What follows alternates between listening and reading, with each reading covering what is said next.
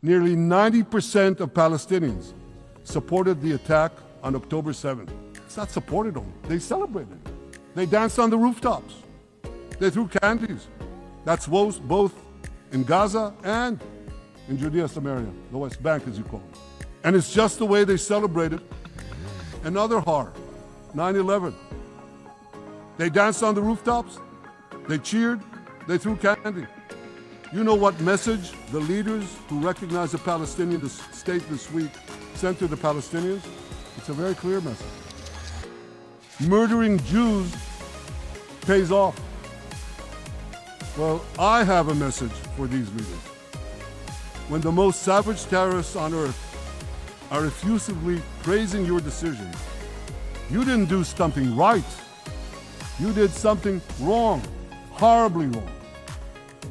Your disgraceful decision will encourage terrorism against Jews and against innocent people everywhere.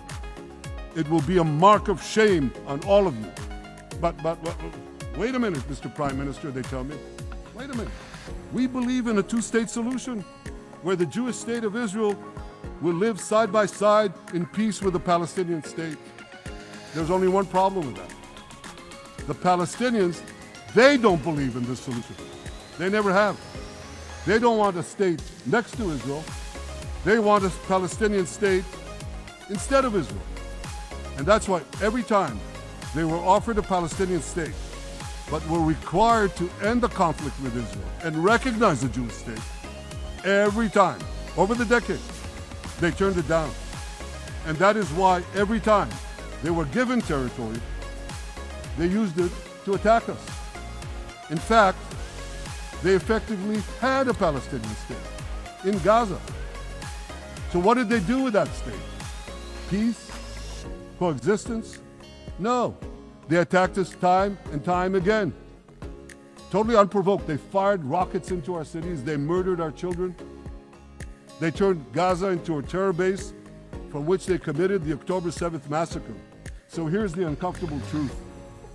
The persistent Palestinian rejection of a Jewish state in any boundary is what has driven this conflict for over a century. It is still driving it. It's not the absence of a Palestinian state. It's the presence and existence of a Jewish state. And I find it amazing that the foreign chancelleries and the ministries and all those who pontificate about this, and the leaders, how can they not see this basic truth when it is repeated again and again and again ad nauseum?